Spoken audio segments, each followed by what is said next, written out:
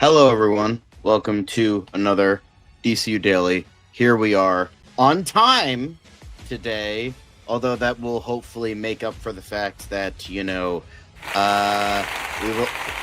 we'll also not be doing Tier List Tuesday today. I feel like this Tier List Tuesday is cursed, but we will be doing a Tier List Thursday, so the alliteration works better anyway. And at this point, I might have to just bite the bullet and actually do it because I just want this terrible fucking Warner Brothers Suitors thing to be over with. But that's neither here nor there. Welcome to the show. We have so much for you guys today. Obviously, a lot of box office stuff, of course. Today it's the day before previews for, Thursday previews, and then straight into the weekend. Predator Badlands going up against Running Man and Now You See Me, Now You Don't for its second week while they're in their premiere opening weekend. But that's not all. We have a couple trailers and set videos to talk about today, some more exciting than others. And then, of course, we have more MCU stuff, quick hits, of course, and then some more DC news. But let's get started before we filibuster a little bit too long and get to it. It doesn't seem to matter what I do. I'm always number two. All right, mister, I need to paint my abs on to get nominated. You don't see Robert Downey doing that. You're kidding. You're kidding. I can't open the envelope without the... Warner Brothers is heading back into the Matrix with a new movie in the works. Wonder what other surprises are in store. I want to be Bruce Wayne. I like that. You're gonna love me. There's the shot right there. That. Okay, we don't need to see Right there. You look ridiculous. Well, not no more, he don't. What, dude? I can barely understand you. Your accent's insane. Give me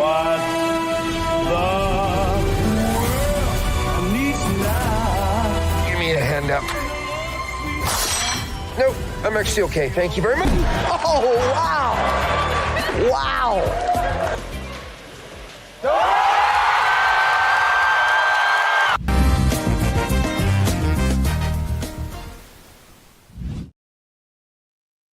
Welcome to the show. I'm John. Very lovely to see you. We're going to get into some news at first, as always. And then, of course, we are going to be getting into other stuff after that. But the first and only real bit of news before we get into all the sub news. First things first, Tony, Enterprising, Patrick, Caleb. Lovely to see you all. Honka honka, of course. So here we are.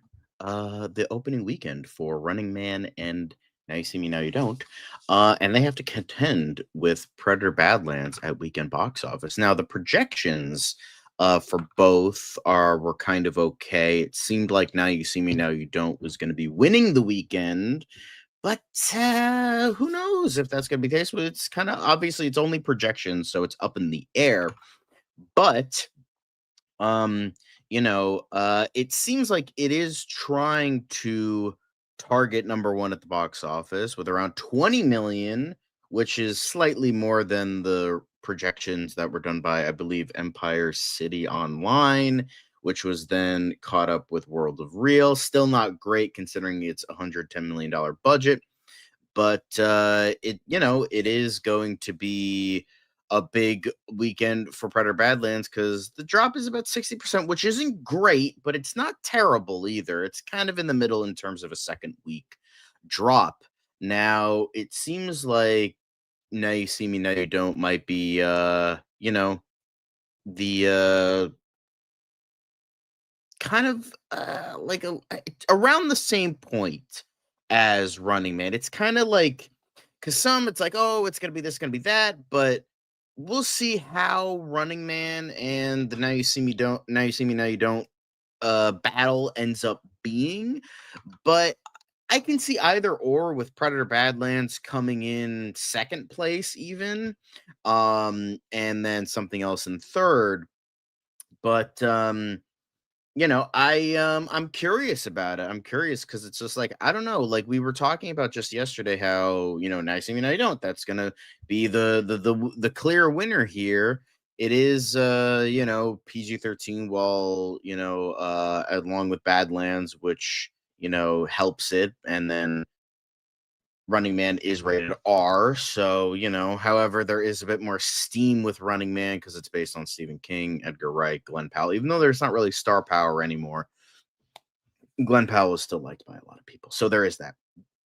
I mean, to be fair, threequel, maybe could help it. It could go either way because when it comes to a threequel, it's either like fucking Return of the King, Return of the Jedi, Revenge of the Sith, that level, or it's like fucking bottom tier crap. But again, we c- of course, especially with those movie theaters that offer beds instead of chairs. Anyway, so that's neither here nor there. That's great, Game Freakness. Lovely to see it. I'm going to be seeing Running Man on Friday, hopefully Friday or Saturday. Hopefully, I'm aiming for Friday, but with how things turn out. I did see Nuremberg today. I'll get into that with Movie Talk Madness. It's not going to be a long review, just kind of something really quick because we didn't really plan for it. But yeah, so it seems like that's kind of it for the main talk of the news. It's kind of up in the air on whether or not how that's gonna, get in there. But the next thing we have is trailers with, of course, Movie Talk Madness. Yes, make sure to press the like button.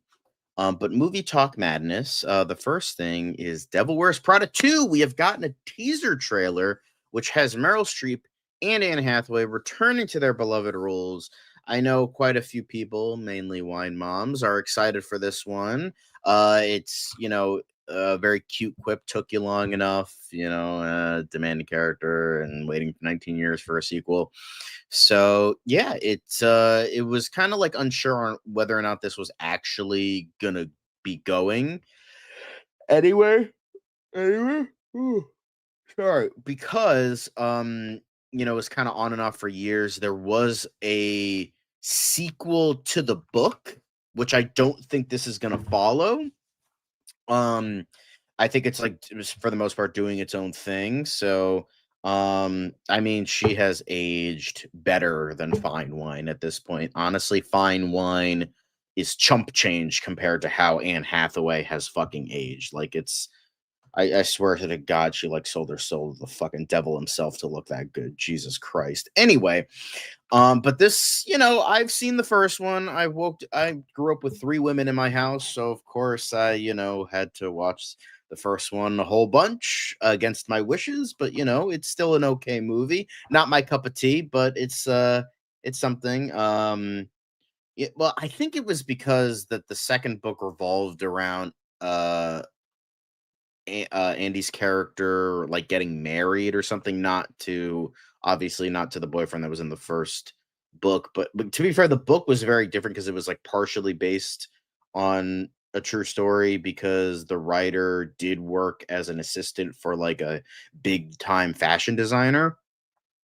So there was that. So there was it was partially autobiographical, and then the sequel like really went off on its own tangent. So we I mean, I'm a thirsty boy. What can I say? What can I say? But yeah, this looks like it could be fun. Not the trailer I'm most excited to talk about, but it is going to have Kenneth Branagh, Lucy Liu, Justin Theroux, BJ Novak as well to round out some of the supporting cast. Not much is known about the sequel. You know, Sydney Sweeney was reportedly spotted on set, so she might have a cameo as herself because she is partially a model.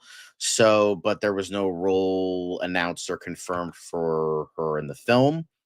But yeah, this it's going to be coming out May 1st. Looks like it could be a fun time. Obviously, it's not going to be Citizen Kane. It's just going to be a fun little sequel to a fun little movie. So, um but the next thing I really want to talk about is Super Mario Galaxy, the Super Mario Galaxy movie. Mario and Luigi return an animated sequel as Brie Larson and Benny Safdie join voice cast. I find it so interesting that Benny Safdie is like doing all of these like very highbrow like kind of movies, and then at the same time does like Happy Gilmore 2 and then this. And the thing is, he's voicing Bowser Jr. here, and he's actually doing, much like Jack Black, his father in film, a really good job. Like, it's genuinely like that's just Bowser Jr. That he's like doing, like, you can kind of hear his voice a little bit, but for the most part, he's good. And Brie Larson's pretty good. I know she gets a lot of hate, but I think she's hit and miss now. Sometimes she does like a really good role, sometimes not, but like I think she'll do a good job here. Rosalina is a big character here, obviously, but the trailer looks good. The animation looks even better than it did before. And you know, but yeah, honestly, I'm so excited for it. I love the first one. I didn't expect to love it as much as I did. I wasn't like a big Mario kid. Like I remember playing like in the orthodontist office. My sister would go to a lot. There would be like an N64, and me and my sister would like play on and off like Super or Mario Kart 64 and Mario Kart World, all that stuff. So this Bowser, I don't think we're gonna get the 7 kids of Bowser. I don't think we're gonna get that because that's mainly Super Mario World, and this is Super Mario Galaxy. So they're combining different stuff in this, just like they did the last movie. They combined a lot of different components into one film, and that's what they're kind of doing here. And anyway, so I was like bigger. I never played a single Sonic game growing up. I knew about Mario, and I only really played that. I played Super Mario Kart at my cousin's house, and I also and then eventually as I grew up, I got Mario Kart Wii. I played that a lot. And then of course I played like, some of the Super Mario Brothers games.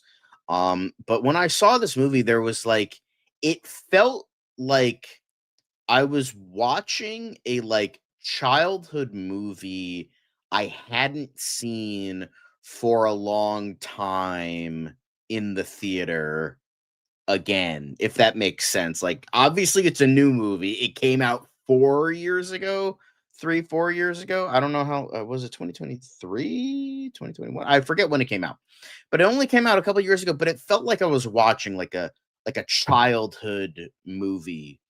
And even though this just came out and I didn't obviously watch it as a kid, like a movie, newly released movie, of course, but it like felt like that to me. I did play a little bit of Super Mario Galaxy. I found it. I was like an impatient kid, so I found it this is too difficult, so I never played it again. I rented it from the video store. Um, but I just love I just love how like it hit all those notes perfectly. Like it really just like kind of it just hit those right notes for me. Is it the most perfect movie ever? No. I think it has maybe like a couple issues, but the animation, you could tell the makers of this movie, just like the Sonic movies, were made by people who love the source material. Like you can tell that everyone involved, I know everyone makes fun of Chris Pratt for not putting on the Mario voice and blah, blah, blah. But I think this movie, it just showcases the love that the creators have for the source material. And you know what? In this day and age where there are so many creators that lambast the source material every chance they get, it's nice to see. So this trailer, great stuff. Safdie doing a great Bowser Jr., Brie Larson doing good as well. Oh yeah, apparently they were fucking plastered. Um, God, that Mario movie from the 90s. Oof, Jesus Christ. But this is obviously wonderful and great, and not the last movie talk madness bit of news. There is a set photo from the new Resident Evil that Zach Krieger is helming, which is apparently a zombie horde, and it shows right here. Um, you have like apparently we're gonna be getting running zombies, and it's gonna take place in winter, so that's great. Because I know Resident Evil kind of goes back and forth with its. I think sometimes they're slow, sometimes they're fast. I'm not hugely familiar with the Resident Evil franchise. I played like a little bit of one of the games. I think I played like Resident Evil 4 when it like came out. Like I rented it and I played it for like 2 seconds and then I couldn't finish it because I didn't get what was going on. But yeah, pretty much. But exactly. But Zach Krieger, same way, loves the source material, but is doing his own thing with it. And this looks great. This makes me excited. Zach Krieger is daddy. I mean, what? Zach Krieger is a force to be reckoned with. I think he did a really good job with Barbarian. I think he did an excellent job with Weapons. And I think, I think he'll do a great job with this. I mean, he did say that, it's gonna not exactly adapt a game. It's just gonna take place in the same universe. So maybe there's like a type of virus that was made by the Umbrella Corporation that made the zombies running. So there is that. So it takes place it's canonical within the universe. It's not like W.S. Anderson's movies where it's just like taking like just the fucking, zombies and then just doing its own thing with it. So yeah. I have a feeling it'll be good. I trust exactly what Caleb is saying. I trust Zach Krieger with this. I trust he'll do a good job. Even if it's not exactly adapted to the games, I think it'll still be a great movie, unlike pretty much all the Paul W.S. Anderson movies. Although I did hear from some fans they did like Welcome to Raccoon City, where this is going to take place. So yeah, I'm excited for this, and I think it'll be a rather good film, or even a great film. Like after Weapons, I'm like, we're only gonna get absolute fucking greatness from Zach Krieger in the future. Now I'm gonna do something really quick for right now, just like the quickest of things, kind of a bit unpredictable right now, but I did want to talk about it because it's fresh in my mind, and just wanted to get into it a little bit. But I did want to talk about Nuremberg for a little bit. I just went to see this a couple hours ago. Wanted to talk about it, and this is a film about the prior to the events of the Nuremberg trials that took place in 1946-47. And this is essentially the lead up to that and the relationship that Ermin Goering that had with the psychiatrist Doug Kelly. And essentially that's the movie. It's mainly the precursor to the trial. And I thought it was great. This is a Man of Steel reunion. Too bad Dan isn't here to enjoy that, between Russell Crowe and Michael Shannon, but the roles are reversed. Russell Crowe's the bad guy and Michael Shannon's the good guy. So, that's certainly interesting. But it does have a stacked cast.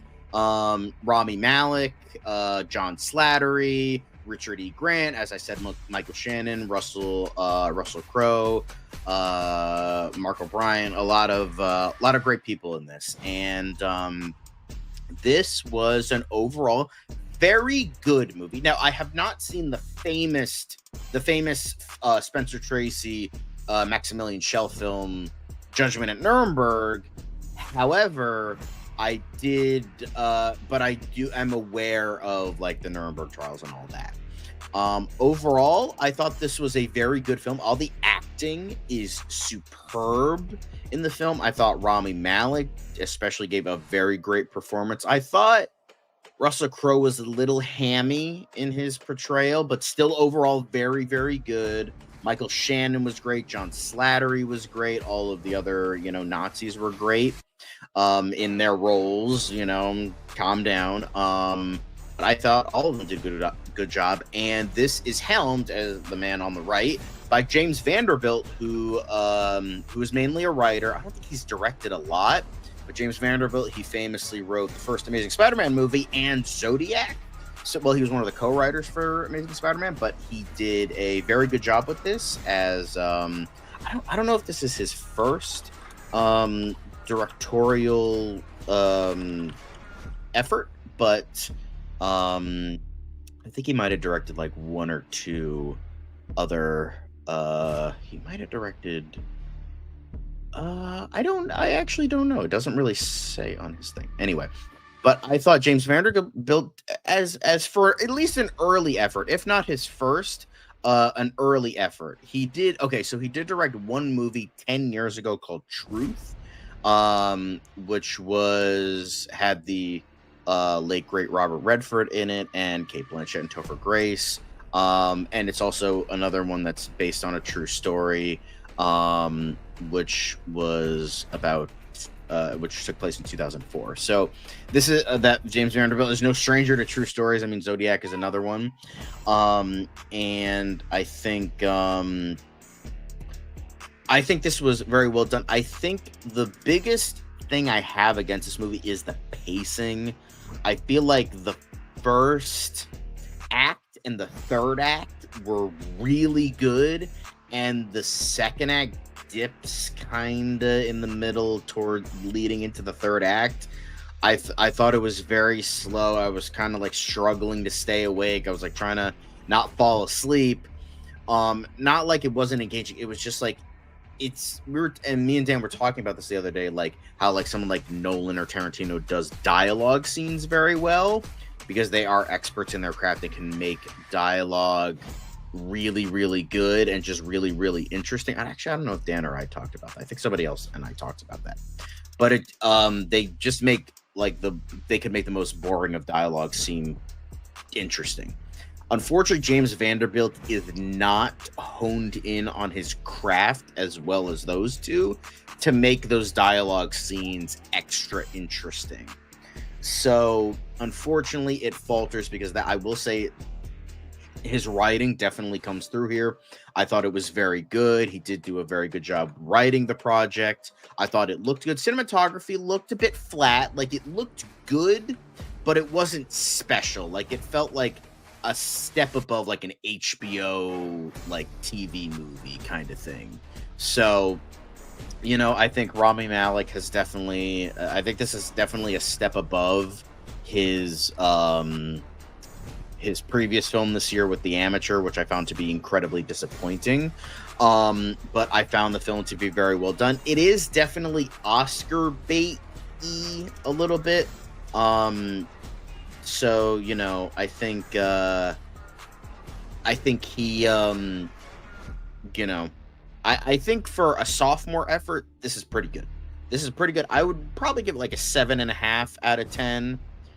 It's just that pacing really killed it for me. And I feel like he could have cut like 10, 15 minutes from the running time. And I felt like it feels like there was something missing from this. Like it felt like it could have like gone the extra. Maybe if like you had somebody like a Nolan, like some like David Fincher, who James Vanderbilt has worked with before, I think you could have gotten that extra oomph out of it that would have made it an 8 or an 8.5, maybe even a 9. So I feel like this could have been better. This should have been better. Especially that it's very different from Judgment in Nuremberg, since that was basically about the trial. This was leading up to the trial. However, where it gets points for me to make it more lean towards an 8 is the fact it's a very important movie, because the ending that showed like where they go like after the movie, like, oh, this is what happened to them after these events took place, was in this climate very sad, very depressing, and it made me almost cry. Like it shows that like this is a very important movie to watch, a very important movie and time to learn about right now. So I think that's what gets it more points to make it maybe lean towards an 8 for me. I'm like between a 7.5 and an 8, maybe like a 7.75. So yeah, I think exactly. It's a very, I'm just gonna leave it at that. I'm not gonna delve deeper. It's a very important movie to watch and know about right now. I just wish it wasn't. I just wish the pacing didn't kill it. I wish it wasn't by someone who doesn't really direct that much. and I wish it didn't feel so Oscar bait-y. Like, I'm sure this is going to get nominated for a couple things, but yeah, overall, I thought it was a very well done film. I hope James Vanderbilt hones his craft and creates something better for his next film. But yeah, overall, very good film. Not one of my favorites of the year, but overall, very well done. And I recommend it, like, if you're looking for something a little bit more serious. Maybe you already saw Badlands, you're not into The Running Man, you want something very serious and something that's important. I'd recommend Nuremberg. I would go see it in the theater, give it some love. Since nobody is really like talking about it that much. I've seen like a couple advertisements on like a YouTube video, but I haven't seen any like major trailers for it. Is it the editing, or is it the edit maybe, or is it how it's shot? It's shot okay. Like, it's shot kind of generically, a little flat. Like, it doesn't have like a specialness to it, like something like Sir Roger Deakins can do, like, or where he can find like a beauty in everything. But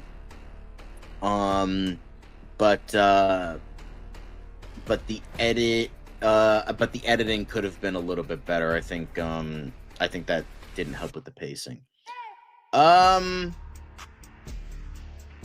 It's just very poetic. It's very current despite not being current. I'll leave it at that.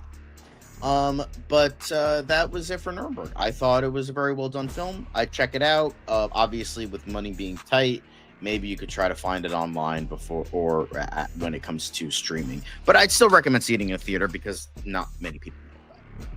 But that is it for Movie Talk Madness.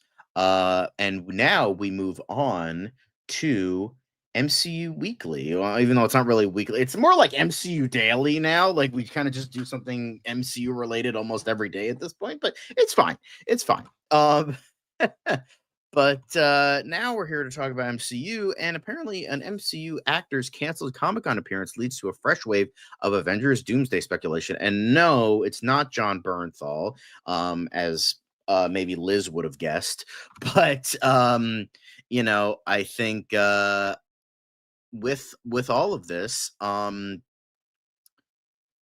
that it is officially confirmed that the first Avengers Doomsday trailer will play in front of Avatar: Fire and Ash next month.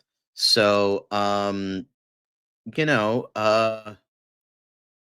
it seems like Haley Atwell was supposed to appear at Liverpool Comic-Con. It seems like, due to something else, that she had to pull out due to being needed on an undisclosed project over the weekend, which is the, like, fuels the rumors that she is in fact has a major role in the film. Considering it seems like Chris Evans as Captain America was the reason for the incursions that Doctor Doom is trying to avoid in this film. So exactly. Yes. I think it could be the case. She could also be doing a completely different movie, so who knows, but I wouldn't put it past them to, be doing that, since, there's been Supergirl reshoots and they had to take the Superman suit out of the museum to be needed for filming. And everyone could guess, like, since Man of Tomorrow isn't set to film yet, yeah, Superman is going to appear in Supergirl. So, that's, yeah, so could be the case, could be not, but yeah. But speaking of speaking of Supergirl, DC, James Gunn, apparently Dan Trachtenberg was in the mix to helm Guardians of the Galaxy before James Gunn. So, speaking on the Josh Horowitz Happy Sad Confused podcast, Trachtenberg was asked if he has had any discussions about taking the helm of a Superman movie. I, like so many filmmakers of my generation and younger who have made a movie that strikes a chord, have definitely met. I will say that I met a producer named Jeremy Latcham at Marvel Studios and Kevin Feige because of Jeremy to meet for Guardians of the Galaxy before James Gunn. Based on my short film Portal, they were like, that's creative. Let's find someone interesting and cool. I did not get the job, obviously, and rightfully so, but still so awesome. So it's good. I feel like that Gunn got the movie because I think there was another director that was on the project, but then they got rid of him because they wanted something a little bit more tongue in cheek, a little bit more funny. So yeah, I think that would have been very, very interesting, Caleb, but I don't think it would. Don't get me wrong. Dan Trachtenberg has been doing amazing things with the Predator franchise.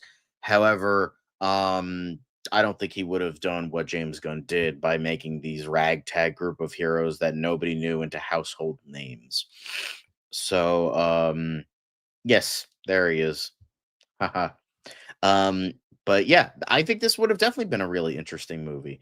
Um, and I think we would have gotten something good out of it. I don't think we would have gotten a bad movie, but I think we would have gotten something not quite as memorable as James Gunn's film trilogy. But that we probably wouldn't have gotten a Guardians of the Galaxy trilogy if Trachtenberg was behind it. This probably would have been a like, oh yeah, that was pretty good, a one and done, and then it was like kind of never talked about again. But yeah, I think I think uh I think we're in the right realm of history to get what we got.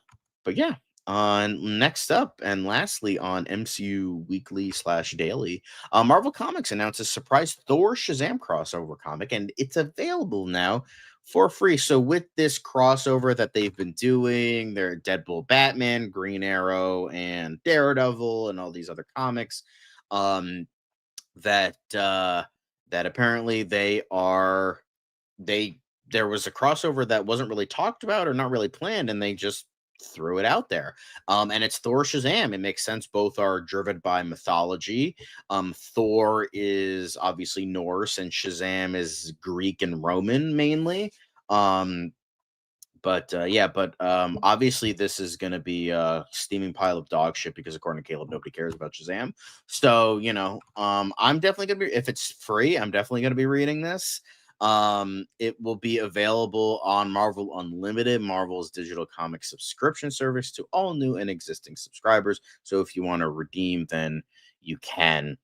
But apparently the Flash slash Fantastic Four is also going to be coming out soon. So that's really interesting.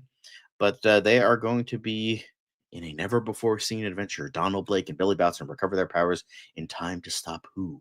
But yeah, this is the cover. I'm going to zoom out of this. There it is. Very cool. Very awesome. Oh, hang on. I accidentally clicked the wrong thing. But yeah, that looks fucking great. I'd be curious to see if Shazam slash Captain Marvel is worthy of Mjolnir. I think that would be really cool and interesting. But yeah, this looks great. Love to see it. I love all of I should be reading these, but I'm not. I should be reading more comics, but I'm not. It's just like I've lost so much faith in comics nowadays that I'm just like, eh. Um, but yeah, Flash, another proper lightning hero. He really is not. I mean, that's what DC claimed back in the day, only because they were mad that Captain Marvel was selling more than Superman, so they claimed that he was a ripoff. And since Fawcett Comics was a smaller company, they awarded it to DC. They had to sell out of pocket, and they had to sell that out of court, out of pocket, and which caused Fawcett to go bankrupt. And then eventually DC to get all of their characters, and they lost the name rights to Captain Marvel because during the interim of Fawcett losing their characters and DC gaining their characters, Marvel picked up the name Captain Marvel, hence why we have the legal issues today. So, actually, fun fact, canonically in the comics, with one of the last crossovers, Superman actually can't pick up Mjolnir, but Wonder Woman can. Food for thought. I mean, come on. He's got Mr. Mind. He's got, Thaddeus Savannah. He's got Black Adam, even before Dwayne Johnson ruined him, but he's got a decent rogues guy. I mean, nobody can beat Batman and Spider-Man. Like, those are the best. But can Batman or Martian Manhunter pick? I don't know about that, but I do know that Superman couldn't pick up Thor's hammer. So that's fair. That's fair, I guess. But yeah, this is pretty cool. But that's it for MCU Weekly, and we're gonna be going into something a little bit quicker with the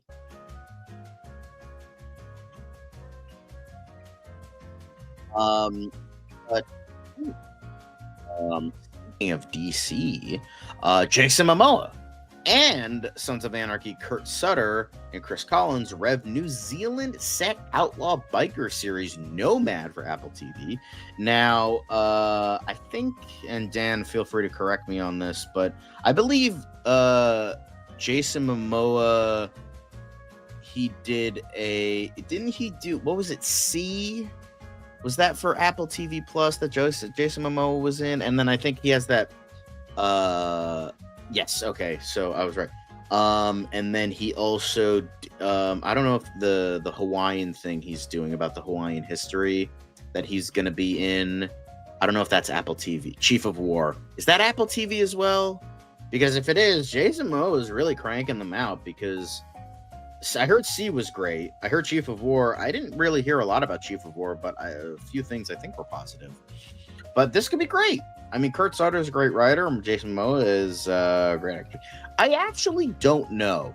Let's see. In the violent underworld of New Zealand, outlaw bikers, a warrior torn between two lives, two callings, and two families must decide which path defines his true destiny.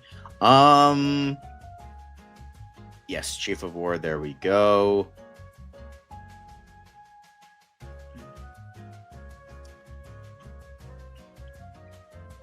I don't know. It's not really specific. I assume it is, but if it's not, it'll still be good. Yeah.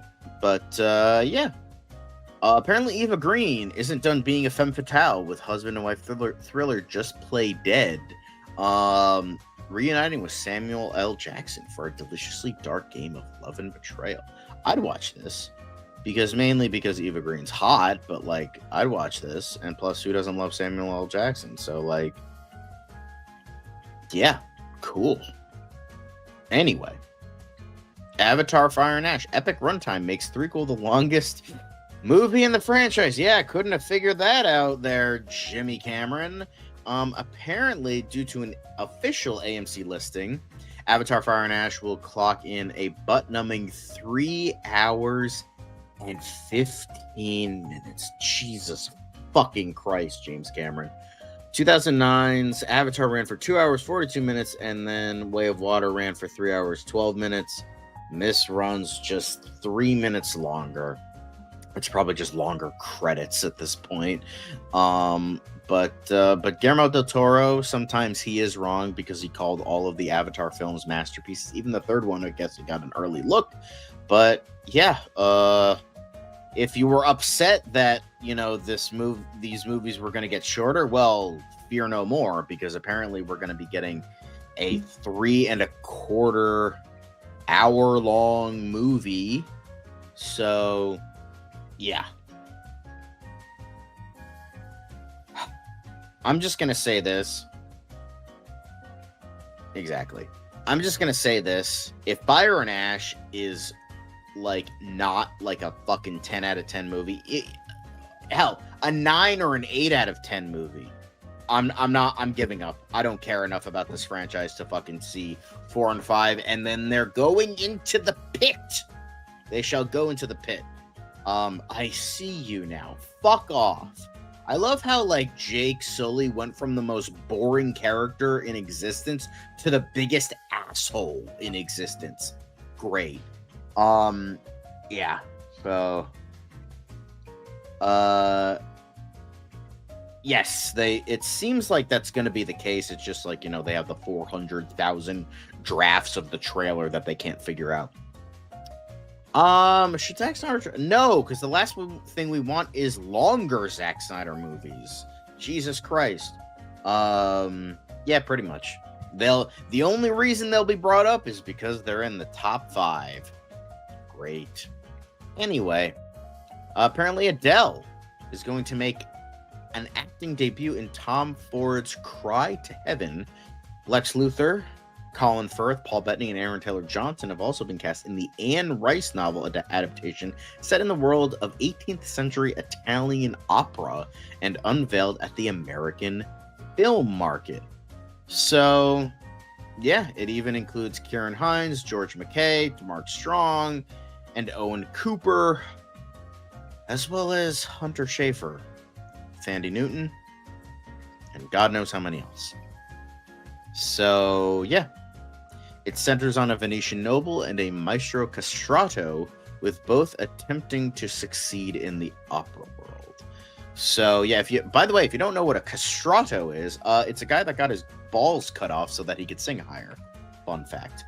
But yeah, I'm not going to see this. I'm not a big Tom Ford fan. I don't like opera, and I don't know if I want to see Adele in her acting debut. No, nothing against Adele. She's a fantastic singer. However, I don't know about her acting skills. So, yeah,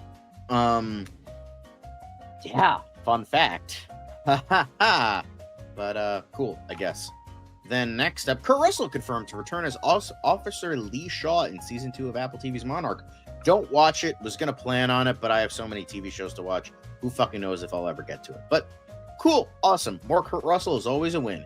K-pop Demon Hunter is ineligible for BAFTA Film Awards despite Netflix appeal over theatrical release after Pix streaming launch. So apparently, despite being available for the Oscars and other such award ceremonies, apparently the BAFTAs are like, no, love, you're not going to be part of our award ceremony. That was my attempt at a British accent. I'm not apologizing because fuck you guys for not awarding this the clear awards it deserves, because as we all know, K-pop Demon Hunters is going to sweep clean the Oscars in every category, even documentary short subject. So, cool. Great. Kidding aside, sucks, but like I'm sure it's gonna win Best Animated Feature anyway, so you're fine. And also Best Original Song. Undoubtedly, K-pop Demon Hunters are gonna win that. So, then now we get into Scary Movie 6, which adds, of course, Damon Wayans Jr., Kim Wayans, and Heidi Gardner. Sets Sherry O'Terry and Chris Elliott to return. So, the Scary Movie franchise is making its glorious return now back in the loving arms of the Wayans after how many Scream movies and how many other horror movies have come out. They're like, well, it's time to return, and return they will. So it adds a couple new people to the cast, as well as a couple of returning people. So, yeah, cool. Hopefully all the Scary Movie fans are happy with this. I might go check this out, especially if it lampoons the recent Scream movies, because fuck those movies. But next up, Dune Prophecy Season 2 reveals new cast and start of production. So apparently, not only has Dune Prophecy gotten a second season, but it is also going to include such names as Indira Varma, Tim Hollander, not Holland, Hollander, and Ashley Walters in this glorious sophomore season of this pretty good show. I've heard good things about it. But yeah, it's going to be from showrunner Alison Shapker, and it's going to film in Hungary, Jordan, and Spain. So in honor of this, here we go. We did get a cute little video for season 2. So I'm not going to play the whole video, but yeah, cool. I might actually try to give season 1 a watch. So also, I gotta pause that because it keeps going. But yeah, cool. Speaking of joining films and TV, Michael C. Hall joins Noomi Rapace, Theo Yu in Spy Thriller Stratagem. So Michael C. Hall is still trying to have a career outside of Dexter, even though they keep wanting him back. The film will be directed by novelist turned filmmaker Michael Idov and scripted by Michael and Lily Idov, the writing duo behind the German spy series hit Deutschland 89 and the recent Cannes title Leto. not about Jared Leto, so calm down, Caleb. But that's cool. I love to see Michael C. Hall in more projects that aren't Dexter. Don't get me wrong, Dexter is great. I've been catching up on the newest season of Dexter Resurrection, so I hope as great as I think that is, I think he deserves a career outside of that. But next up, Colin Farrell, Russo brothers, team for action thriller Ordained. The Russos will produce via their Ogbo banner and Derek Kolstad adapting the upcoming comic book from publisher Bad Idea. So, while I don't know if they are directing, but I hope not. But Colin Farrell will star as Father Roy Craig, a priest who performs last rites on a mob boss who miraculously survives, but not before confessing his crimes to the father. Soon after, Father Roy finds himself targeted by hitmen, corrupt cops, and gangsters, all sent by the mob boss who wants to silence him, but Father Roy secretly has a violent past, because of course he does, that makes him a more dangerous target than anyone imagines. Luckily for his adversaries, he does not follow the commandment, thou shalt not kill. That should be the tagline.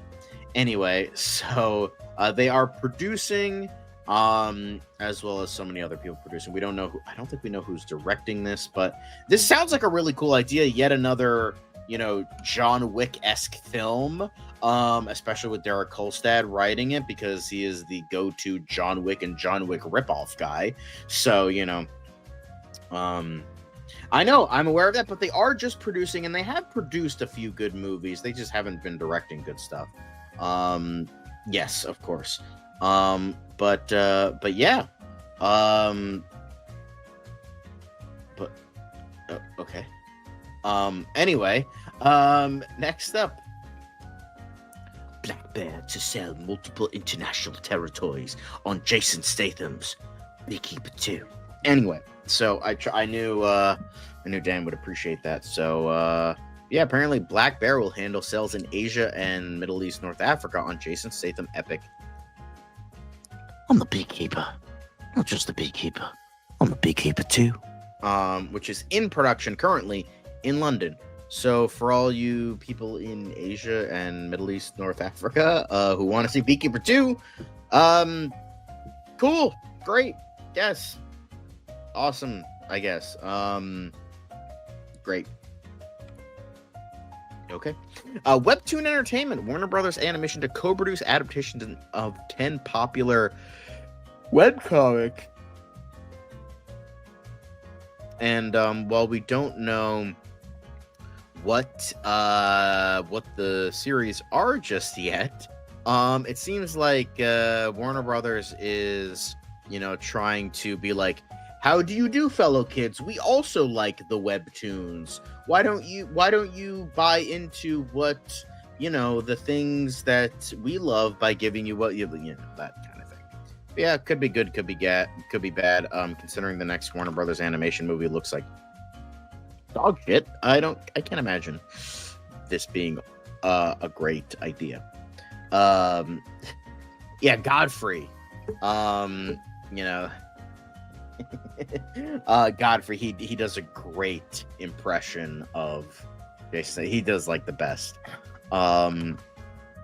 But latest bit of news, probably the saddest bit of news, is that after 232 years, the U.S. Mint has produced its last ever penny. So after it has now at this point taken 4 cents to produce one 1-cent penny, it doesn't really make sense to keep continuing to make this, especially with so many in circulation. That, yeah, I can only imagine that they're this makes sense. No pun intended. Well, I mean, citation needed, because the U.S. Mint, stopped making them just now. I think they were I think you read something that they were on the way out, but now they have finally stopped producing them. But yeah, as this person,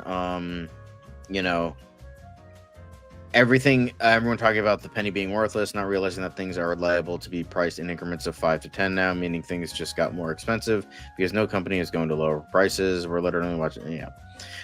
So obviously, I don't think this is like the worst thing ever because there are so many pennies in circulation right now that I don't think it's going to be that bad. And plus, everyone is like doesn't really use cash that much anymore. That's all about credit cards, debit cards, Apple Pay, Google Wallet, or whatever the fuck is being used now, and like Venmo cards, and all that shit. Like the shit on your phone, you just pop and you go away. So I can't imagine that this will be a huge deal. Probably not gonna see 5 to 10 increments. I mean, I can imagine that maybe, but like, yeah. But I think for the next couple of years, they're gonna, have it in circulation because there's so many in circulation that this probably won't be a problem until like maybe 10 years down the line when it'll should be a problem. But that's it for quick hits, guys. Boom, we're done. Thank you for watching this side of the channel of the show.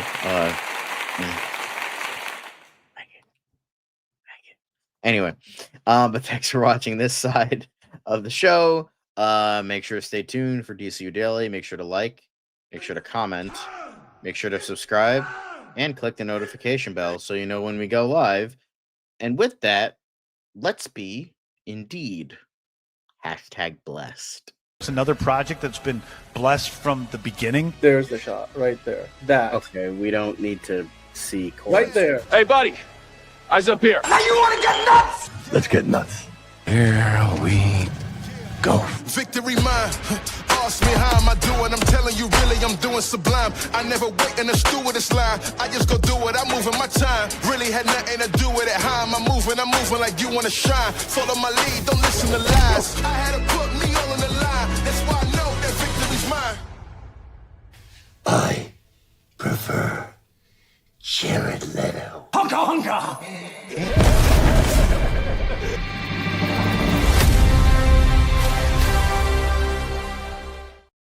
Hello, welcome back to the show. Here we are. I'm your host, Sean. Lovely to see you. But welcome to DCU Daily. Not a ton of DCU news today on the interwebs, but Dan tried to scrounge up as many things as he could. So let's jump right into it. It's probably gonna be like an hour 15 show. But thank you, Caleb. We appreciate that. But let's get into it, shall we? Apparently, DC has dropped some artwork in regards to Superman. Very cool artwork.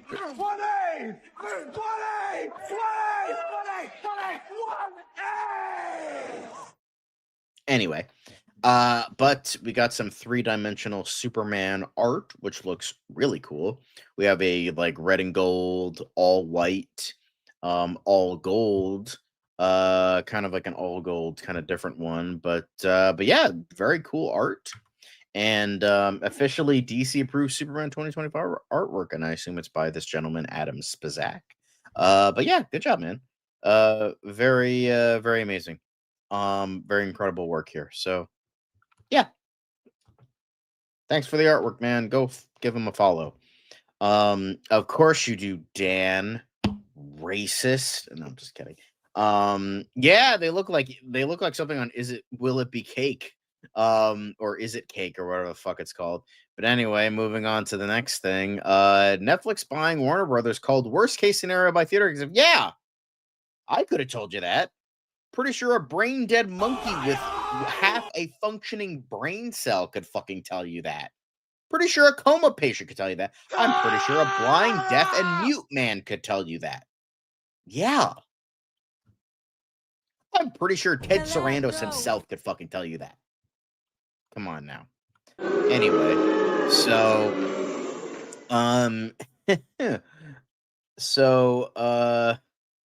YouTube is said to be putting pressure on Netflix as it continues to lead viewers' attention away from the streamer, seemingly hinting at its competition motivating Netflix to seek a seat at the Warner Brothers Discovery sale table. However, the sentiment for some is that Netflix isn't ready to own a company like WBD.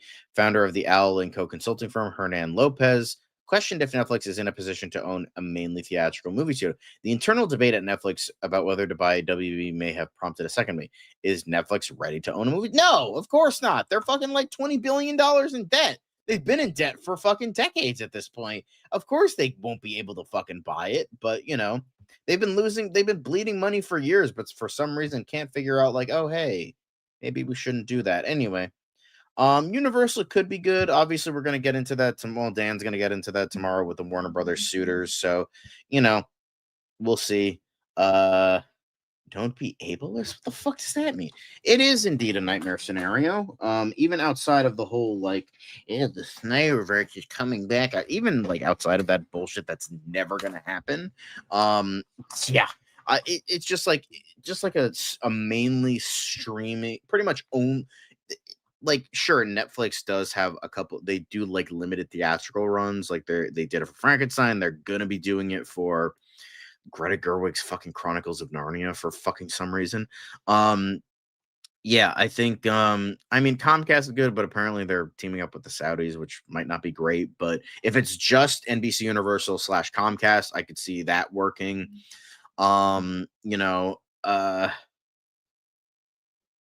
Yeah, neither am I. That's why I'm skipping it too. That's why we keep delaying it, because Dan, can't join the streams, which is okay. He's busy doing stuff, so that's okay. Yeah, Apple won't do it either, so it seems like Comcast is the best case scenario. But yeah, I'm still intrigued with how that's going to do. So, yeah, again, a dumbass could tell you this. Because if I have to suffer, Caleb, you fucking have to suffer too. Everyone has to suffer by remembering this piece of fucking garbage. Okay? If I gotta suffer, everyone has to suffer. All right? Anyway, moving on to the next thing. Speaking of suffering, Peacemaker Season 2. I liked it, but I'm just saying that was too good of a segue not to use. Rumor, Peacemaker Season 2's spoiler has joined the cast of James Gunn's Man of Tomorrow. But according to My Time to Shine, Sol Rodriguez's Sasha Bordeaux has joined the cast of Man of Tomorrow. She left Argus in the Peacemaker Season 2 finale to join Checkmate, and the series only briefly touched on her cybernetic abilities.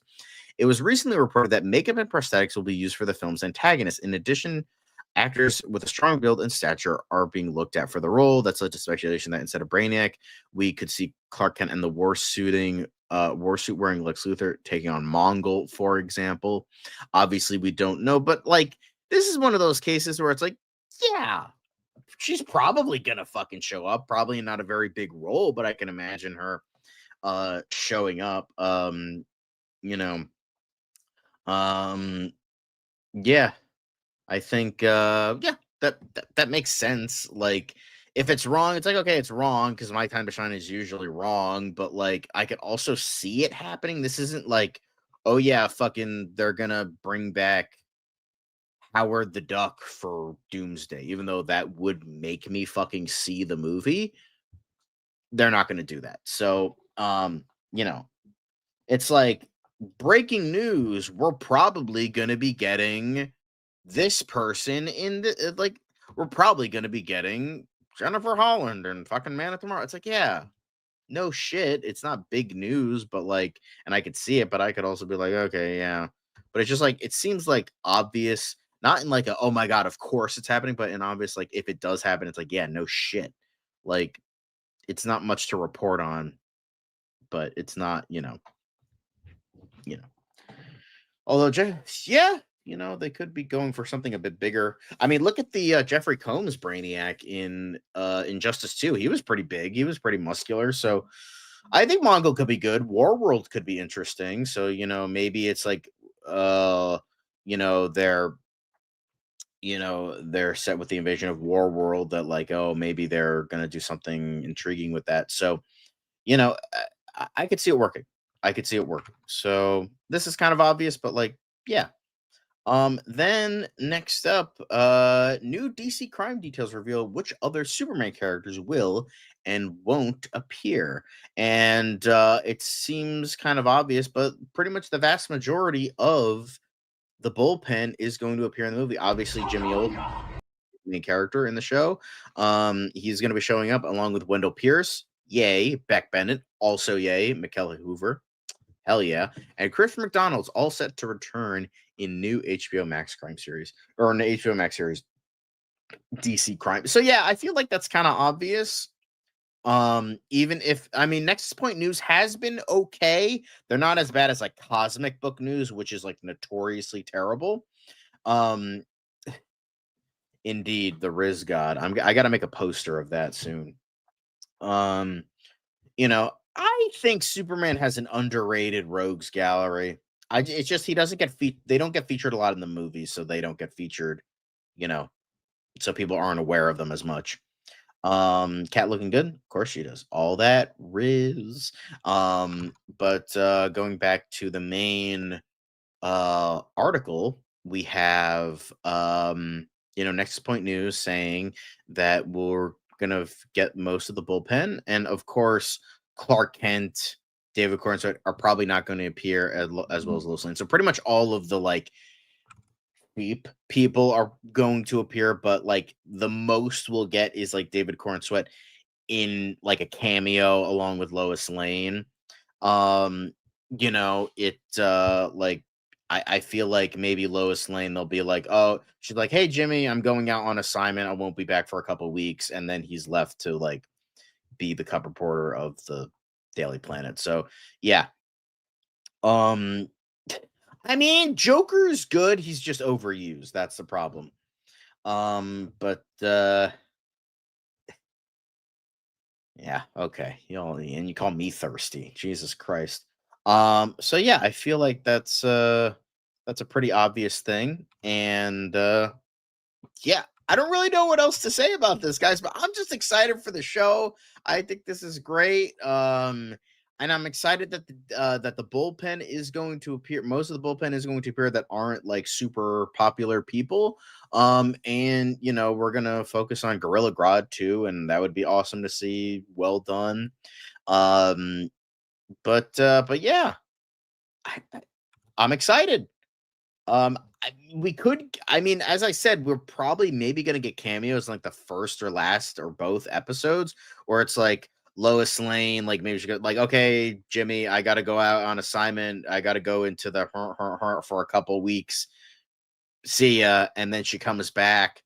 And then I could see them doing like, she sits down. It's like, whew, I had a pretty wild couple of weeks. What about you? And then like Jimmy Olsen, like being like, yeah, it was pretty wild. It was pretty quiet here, and then it was, but like the whole season is like, oh my god, fighting Gorilla Grodd, all that stuff. So,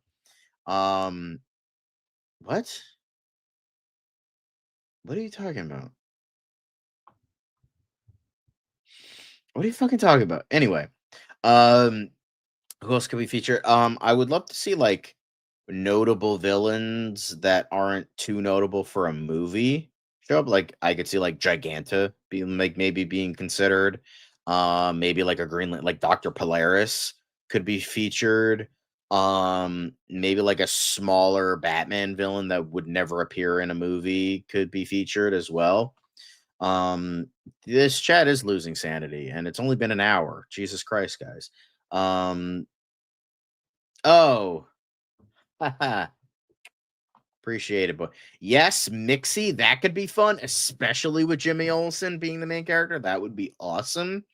Love to see it. Mr. Mixie Spitlick would be awesome to see, because I can't imagine him working for a big budget movie. I would love to see it. I think they could make that work, but I think I don't that might be too weird for people. Yeah. They're going to be filming around the same time as Man of Tomorrow next spring in Georgia. So yeah. That's it. No hot take debate either. So we've had a very day. I know. Hey, Dan, it's your fault because you fucking had to be busy and shit. Anyway. Can Kidding, of course. But that's kind of it for the show, guys. Very short show today. In and out real quick, just like Kevin Kline. So, thanks for watching. Make sure to like, make sure to comment, make sure to subscribe, make sure to click the notification bell so you know when we go live. Bit of a late night show, but we ended a little early, so that's pretty good. But thanks for watching. Tomorrow we will hopefully have that tier list Tuesday, now Thursday, which we've been promising for about a week and a half now. So yeah. Later. It's another project that's been blessed from the beginning. There's the shot right there. That. Okay, we don't need to see chorus. Right there. Hey, buddy. Eyes up here. Now you want to get nuts? Let's get nuts. Here we go. Victory mine. Ask me how am I doing? I'm telling you, really, I'm doing sublime. I never wait in the stewardess line. I just go do it. I'm moving my time. Really had nothing to do with it. How am I moving? I'm moving like you want to shine. Follow my lead. Don't listen to lies. I had to put me all on the line. That's why I know that victory's mine. I prefer Jared Leto. Hunka, hunka.